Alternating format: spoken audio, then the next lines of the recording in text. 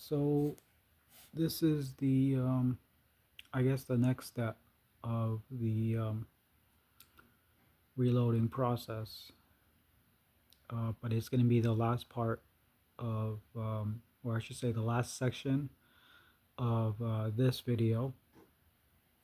The next video, we will move on to put powder in it and then seat the bullet. So, anyways, moving on. So, for the priming process, you're gonna need something like this. It's called Lee Precision Priming Tool. All right, so I'm gonna go ahead and open it.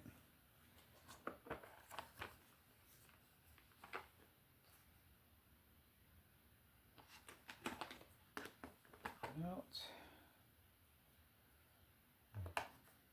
It's only two. Should have three. Oh, actually, yeah,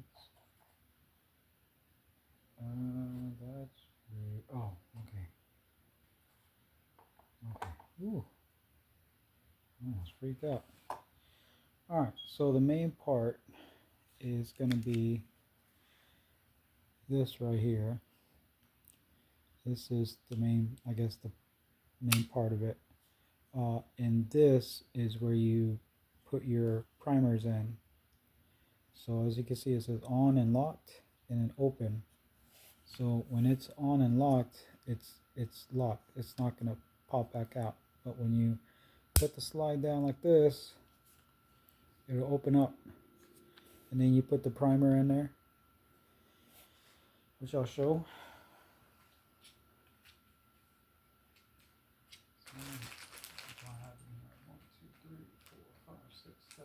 I got 10. So we'll put 10 in here.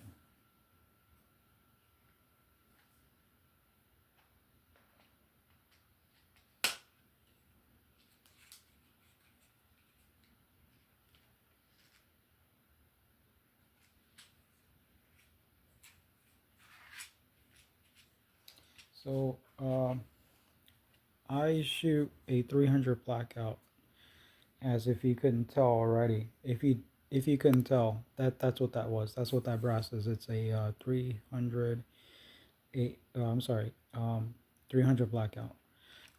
So for the 300 blackout, you're gonna use the CCI small rifle primer.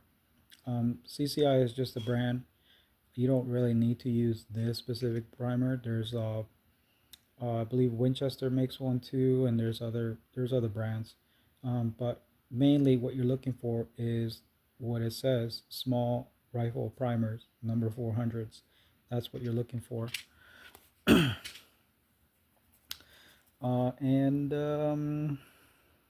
yeah, so let's get started. So after you put the primers in there, you got to make sure that they're facing up and not facing down like this little one. Okay, so I'm gonna go ahead and try to flip this over. Yep, good. So after that, you're gonna try to put all of your primers onto the bottom like so. And then you're gonna close it.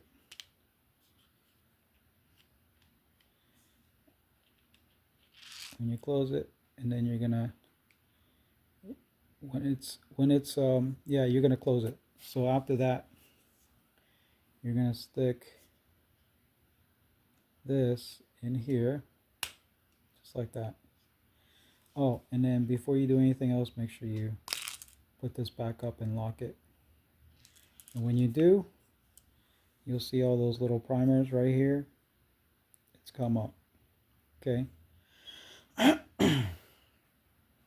I think it's important to kind of angle it like so, like a 45-degree angle.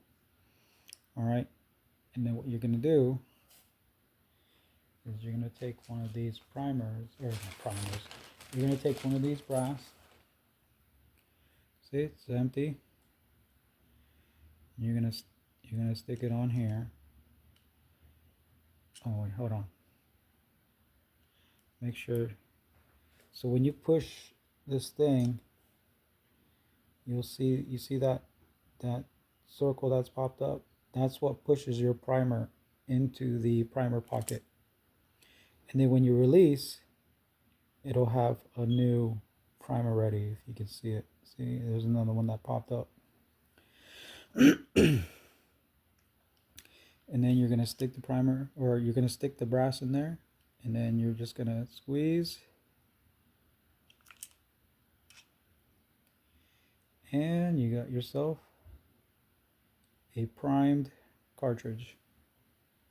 And that's pretty much the process. I'll do the rest, and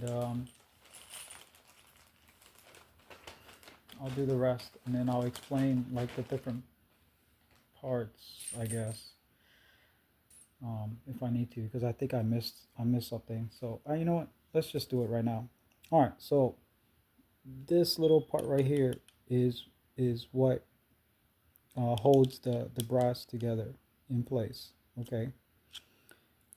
This can be detached because you'll have other, you can use it for other calibers as well. And depending on what caliber you're using, you're gonna need to detach this out and put another one. So for in my case, there's numbers on this. If you can see it, it's upside down, but it says number 4. So number 4,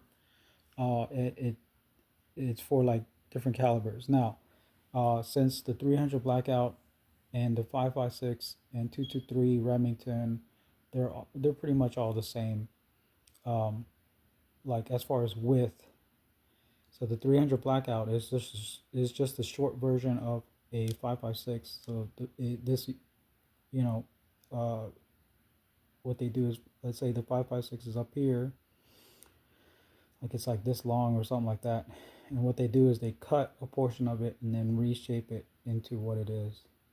So the width of this is of this cartridge is the same. It's just the length that's different. The 300 blackout is shorter. So with this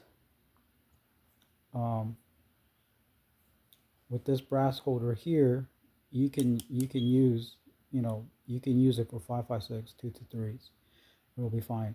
And then obviously the small rifle primers, you can use that for 5.56 as well. All right, so let me just go ahead and squeeze. Perfect. And you just got to make sure that they're in. You cannot let it stick out. It has to be level. I'm trying to level it. If it sticks out, then you can take this, clear out this primer that's in there. Like you can like just kind of put it up like this, and then you can kind of remove the primer just like that. Okay, and let's say this brass is the one that has the primer sticking out. You can always put it back in, and then re-squeeze it until it goes back in. All right.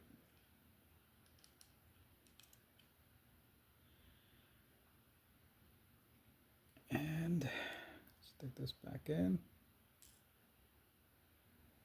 Okay. And then when you stick this back in, don't release it all the way, or it's going to insert the next primer. You don't want to do that. It's going to jam and all that stuff. And that is not easy to, it's not easy to take out. You're going to be sitting there for a while. Trust me, I went through that. Like all this stuff is just knowledge that I went through with trial and error. And even after like 2 years of doing this, I'm still learning a lot.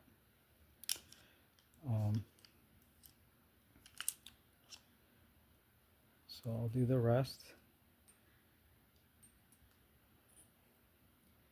And once you get in the groove of this, it's actually pretty easy. It really is easy. You just got to be willing to learn, and make mistakes. You're gonna make mistakes, and that's how you learn sometimes.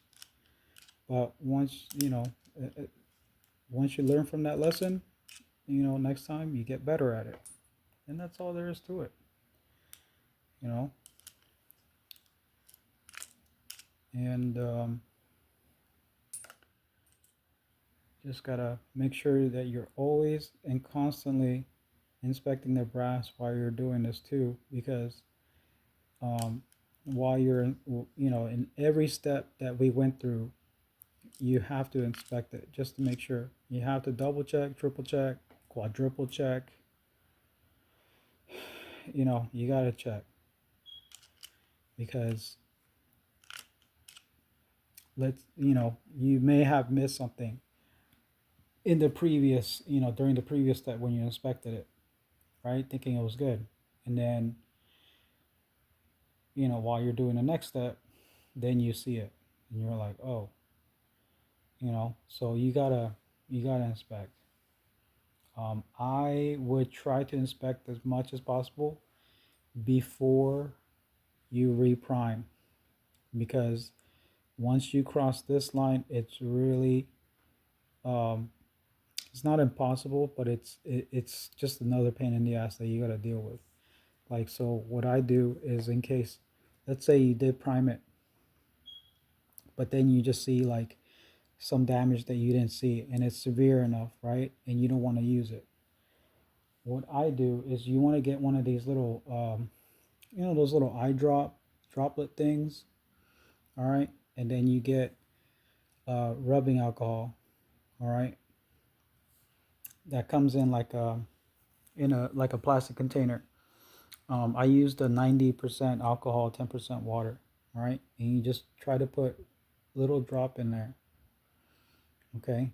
When you put a little drop in there, then what you can do is you can go back and get that what you call it, the hand press and the resizing die that also deprimes, and then you can deprime it. But you have to go slow and you got to be careful. Um, but that will prevent it from igniting it. So that's why, like, if you want it, that's why it's just really important for you to be able to check this before you do you do the priming process. Because once you do the priming process, that's it. Like, by the time you do the priming process, everything should be perfect. Um, so that was the first part of the reloading process. Um, I hope you found this helpful. And if you're a new reloader, I hope this gave you some sort of idea of what to do. Thank you for watching this video. Please comment down, below. You guys all know what to do. Um, if you have any pointers for me, by all means, let me know. So, anyways, thank you for watching, and thank you for coming to the Brass Goblin reloading channel. And I guess I'll see y'all next time.